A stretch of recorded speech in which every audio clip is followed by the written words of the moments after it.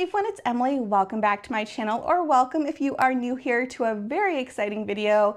In this video, I'm going to be making 4 different puzzle countdowns for October. This is something that I'm doing over in my Facebook group and on Instagram, where people were able to sign up and be paired with another puzzler. They're going to be creating a puzzle countdown, kind of think of it as an advent for Halloween, and then they're going to be shipping it off to somebody else for that person to do during October.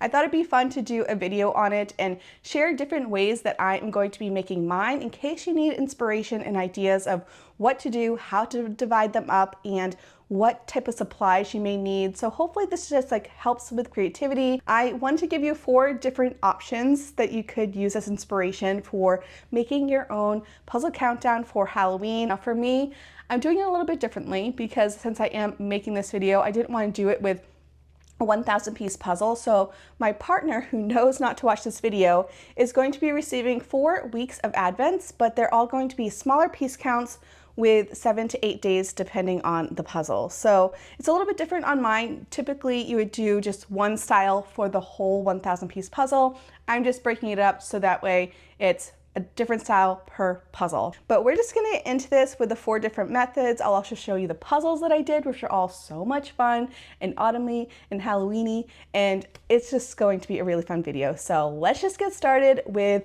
puzzle number 1.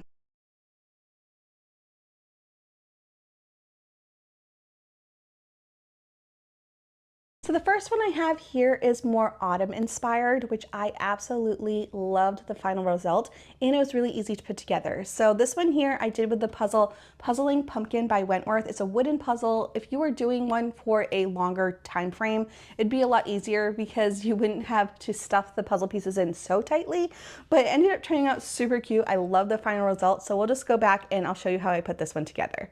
To make this puzzle countdown, I used a set of burlap bags, leaf gift tags, hay or crinkle paper, and a marker and pen. Most of this stuff I got on Amazon, but you can also find it at craft stores as well. First thing that we need to do is divide up the puzzle into its sections. For me, I'm doing 7 sections for this puzzle countdown, but you can do up to 31 if you're doing one for all of October. And there's 2 ways to go about creating the sections of puzzle pieces. You can either go linear, where it's in order and you're going 1 through 31 and you kind of have little sections that are right next to each other.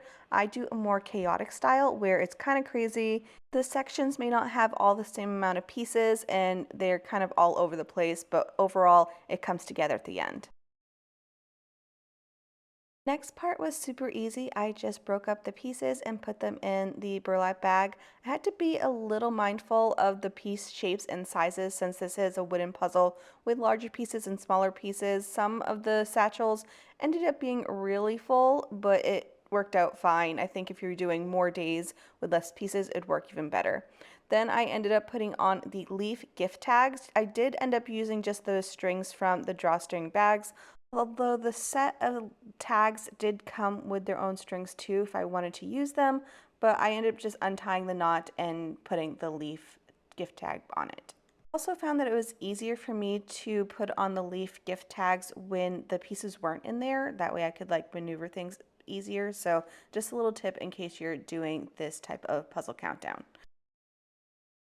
The next thing I did was use this little hay bale that I got at the Dollar Tree and put it in the box. Now I will say do this with caution because it is quite messy, so you may want to use crinkle paper instead, which you can also find at the Dollar Tree, but I kind of like the hay aspect. I feel like it gave very autumnal feels and warm, cozy, like farmer vibes. And then I just added all the satchels into the box, and I just feel like this turned out super cute. In the end, I did end up putting the numbers of the days on the back side of the leaf with the gold marker, which you'll see in a minute, but I thought this one was adorable and definitely a great option.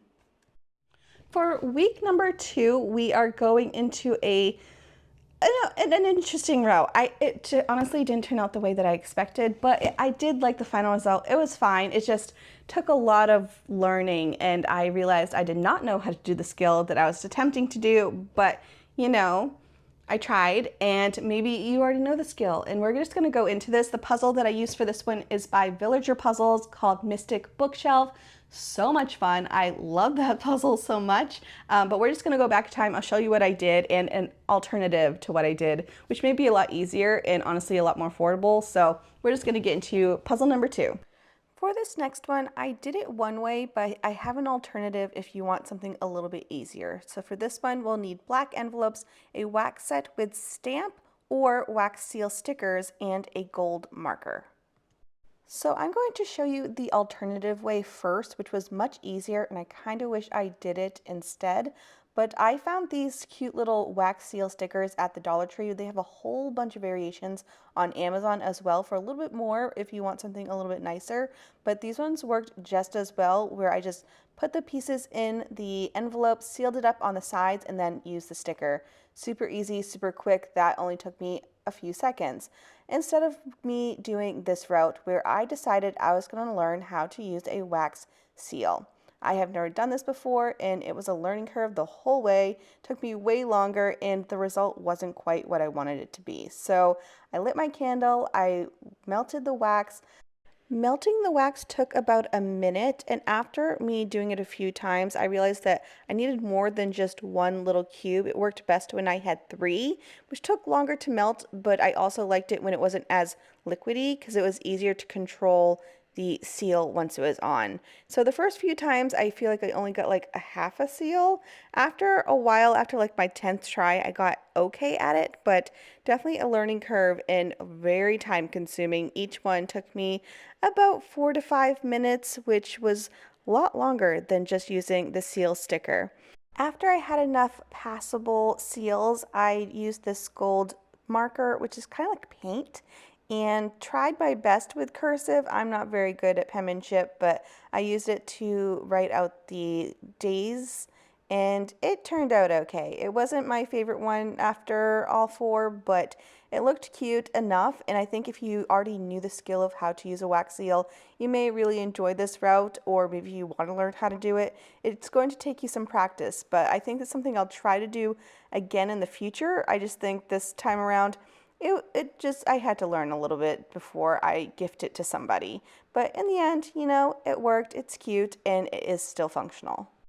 Number 3, we are going a very simple, very affordable, and this one is definitely the easiest one to do. You can find most of the things that you need either at Dollar Tree, Walmart. You can probably get them on Amazon, which is where I got them, and it's pretty low cost. So if you are maybe not wanting to spend a ton of money on this, but still have a cute result, this one might be a great option for you. And I did a new puzzle brand to me, which is called Pippi Post. The puzzle is adorable. It's called Trick or Treat, and it is super cute. Love the quality, by the way. So we're just gonna go do this one, which ended up turning out way better than I was expecting. For this puzzle countdown, it is pretty simple. I'm just using Halloween treat bags and crinkle paper for the box. This one is very affordable. I found mine with a huge pack on Amazon. I think there was 200 to the pack for like $5. You can also find them at Walmart. You can also find them at Dollar Tree, but when I went, it was too early and they hadn't put them out yet. But I do know they do carry some at the Dollar Tree as well. So we are dividing up our pieces as always, and this time around it is super simple. The whole entire thing took me 4 minutes, and I know that because I recorded the whole thing. So it was super easy. I just put them all in their bags, used a little twist tie, and there we go. Very simple and still very cute.